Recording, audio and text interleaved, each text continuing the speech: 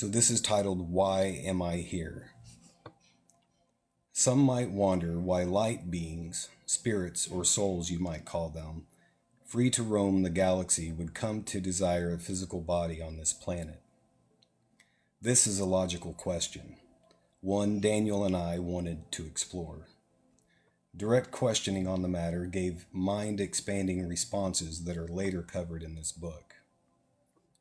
Research through the cataloged past life profiles unearthed this 1973 Atlantean report, and then it gives the number for the report, which sheds light, incredible light, upon this question. It begins in a way different from any other report I've ever read or seen, addressing the individual directly on a topic of universal learning. This report speaks more to us now, for it speaks of what blinds us to different points of view, the lines that tether us to the limits of what has been. In this way, it paints a vivid picture of how the emotions have become subject as much to the physical part of man's consciousness as an actively creative part of the inner man. Intuitive Reporter. There is advice to this one. When one seeks information, it is usually from a subconscious desire for understanding the self. When one seeks information, there may not be the restraints of fear placed about it, for fear will bring to self misunderstanding of the information. The conscious mind at this time is enveloped in fear of self, and is involved with misunderstanding of those processes that take place within self for own involvement and development. Fear is of the conscious, and it is the desire of the conscious to shut out any information that may bring stimulation to self, for fear that the conscious mind might have to make adjustments.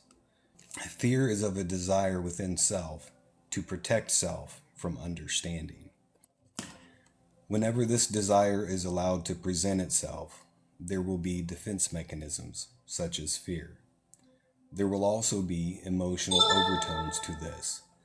For though there is the desire to search forward and understand, the fear stands in the way of the completion of this understanding. For the constant protection of self only brings about fear and misunderstanding. If this information is to be given, in order that this one may completely understand and grow, there must be no fear. For if fear is allowed to envelop the information, it is to no use and will be to no growth. Would suggest that this one at this time sit down to think of the word fear, to think of all that it has kept self from understanding, to think of fear and what it does to men in great high positions, such as those of the President of the United States, which was Richard Nixon at the time, and his fear of discovery as to his involvement in the political matters that are shunned and are viewed by society as being unacceptable. To realize what fear does to men in war, when men kill out of fear. It is of great destructive forces. When a war springs, it is out of fear. All destructive elements generally spring from fear. Man became entrapped in the physical out of fear. Let me read that again. Man became entrapped in the physical out of fear. These must be contemplated on and realized. If one is afraid of self, one is destroying self. For why should self be afraid if self is of all of the universe and is connected to the Creator in its completion and understanding? And if the Creator knows no fear, then how can fear be compatible to growth? Entrapped in the physical describes the condition of separation natural to the physical world. Male, female, hot, cold, sweet, sour, rich, poor, up, down, in, out. These expressions of duality exist for the spirit's learning. Master the self, and the physical world no longer holds power over you. Within the subconscious mind, thought progresses in development towards physical manifestation. Within subconscious mind, thought progresses in its development towards physical manifestation. In order for thought to move from its expanded mental state, it must contract. When this occurs, it is like a light through a prism. One singular ray divides into the colors of the rainbow. This same point of separation transforms thought so it may adapt itself to the slower vibration, the more dense expressions of energy characteristic of the physical world.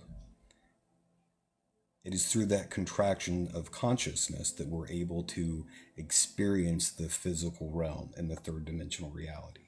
But in doing so, it limits the vibration of consciousness, right? It is the experience of viewing a drop of water through a microscope. What to the human eye appears to be a single drop is actually teeming with activity, seen when magnified manyfold. So it is with perceiving into the mind. In the inner levels beyond the physical world, the inherent unity of all can be seen. As in our dreams, the deeper in mind, the lighter the people and scenes, the more etheric or ghostly their appearance. This right here explains how fear has entrapped us in matter. Believing we are separate in our own minds naturally produces a compartmentalized view of our relation with others. We hold others at bay, erecting fences between ourselves and our neighbors.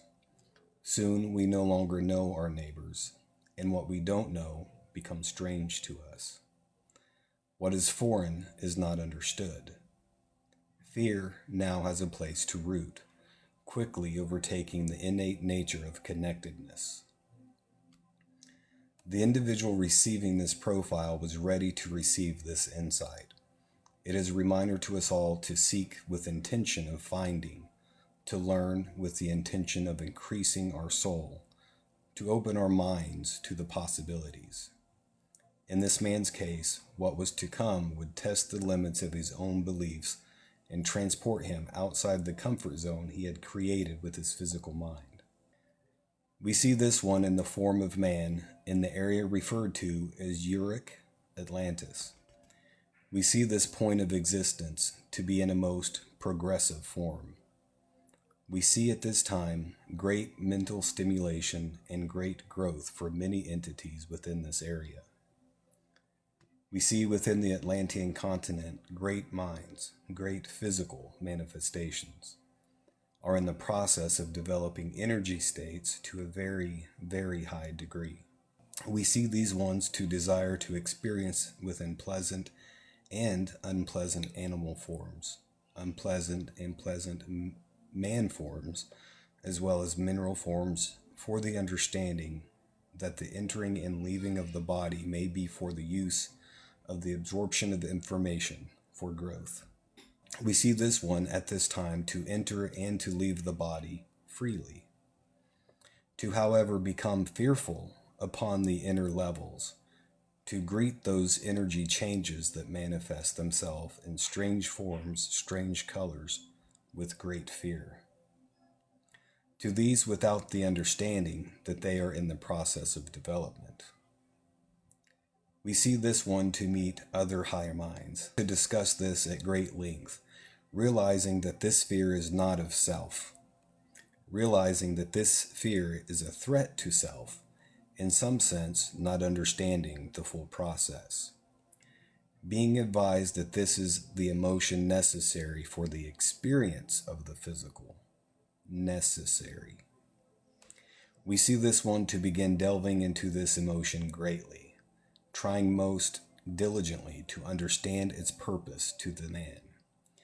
We see, however, an engulfment in this, an attachment to this survey, and this understanding so greatly that the fear becomes the greater tool of the two. We see this one to begin experimenting with this fear, to begin experimenting with this emotion as to the effects it has upon the physical, the mental, and the spiritual realms. We see this one to project this emotion into others to see how they respond to certain circumstances when this emotion is present. What for this Atlantean male began as experimentation for learning became a trap of his own making as he lost sight of that original purpose. Like the little boy who cried wolf, he began to generate emotions to provoke emotion in others, even to the point of doing harm. Back to the intuitive report.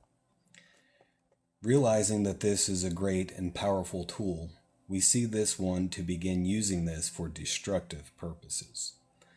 It is of this that the submissive group begins to pull at the high council for destruction, for fear of lack of understanding this. We see this one to be one of the great leaders, for fear would be the greatest emotion influencing those minds with the desire for understanding. Before this emotion was present, the desire for understanding was well met, and the progress and development of this understanding was being met by the High Council with steps for development in order that these minds might understand. However, upon the introduction of the emotion of fear, this took a complete about-face with the High Council, and at this time period, to realize the great power within the understanding of this emotion, fear. However, the completion of the understanding was not met. It would not have been used as a tool. See this one to use this fear for its own power and gain, feeling that to use this fear would be in a way to tap the High Council for understanding, in order that the release may be of this emotion and the release of the body. However, the High Council, realizing this emotion of being most primitive, ignores the pleas, and so the fear engulfs this one greatly. Fear is taught. In the animal, it is survival instinct, but without the human element of judgment. A rabbit flees from a prowling tiger to continue to live. Were fear present, the rabbit might have a more human reaction and stay to fight and protect its young. That's saying that fear within the animal, such as a rabbit, is experienced as a survival instinct, not the way we perceive fear, because we add the extra layer of judgment to those feelings of that instinct to stay alive. Let me read that again real quick. Fear is taught. In the animal, it is a survival instinct, but without the human element of judgment. A rabbit flees from a prowling tiger in order to live. Where fear present, the rabbit might have a more common reaction within the human, thus stay and fight to protect its young. Fear is a practiced avoidance transmitted from one human generation to the next until a child refuses to accept the training or an adult realizes how it crushes the spirit and thus determines to leave it behind. Fear is practiced avoidance. One of the greatest insights this report offers is that the eradication of fear is necessary for understanding. For centuries, man has confused fear for respect. The reasoner harnesses the power of memory so learning can progress. He knows how to view a thing again, how to respect. That's the difference. Those who fear forfeit this power of respect. Think of the many stories you have heard of the conquerors who ruled briefly with fear, only to come to a fitting end at the hand of those they tyrannized.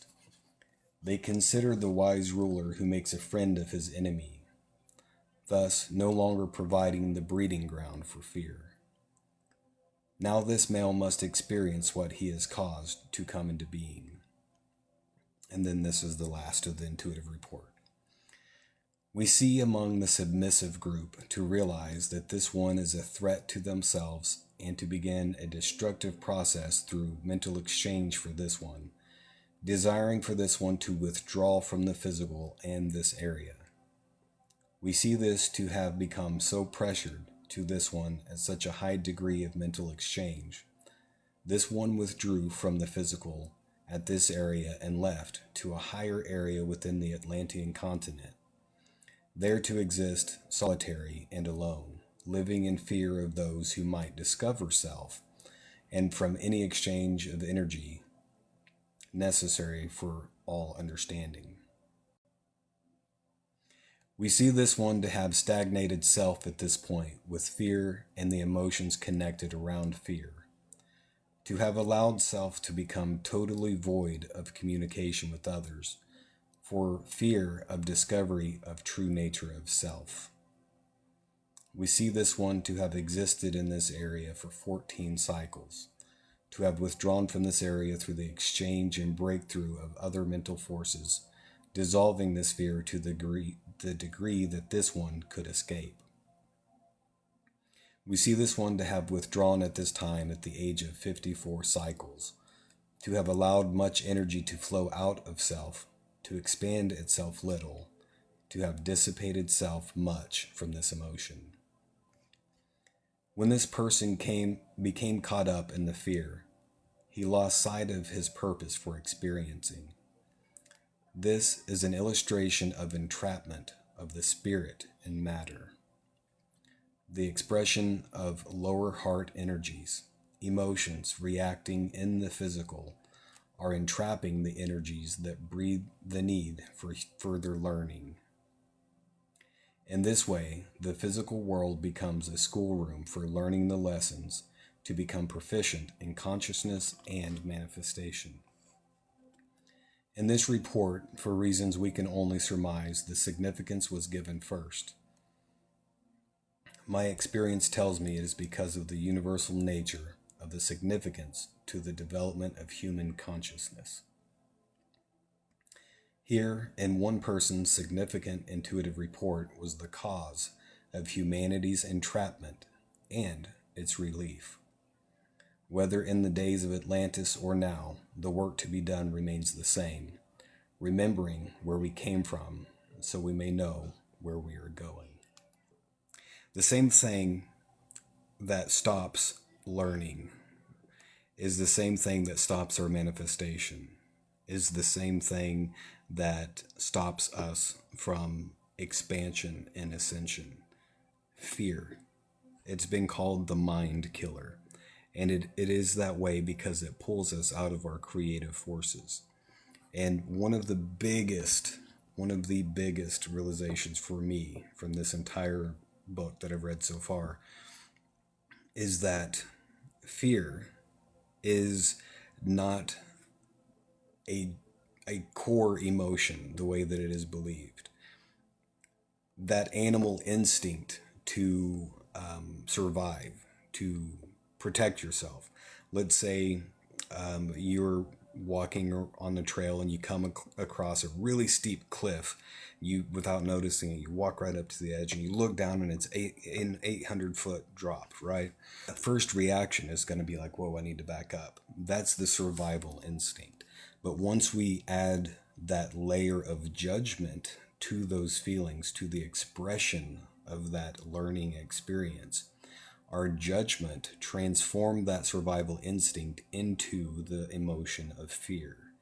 And it stops the learning process. That is absolutely huge.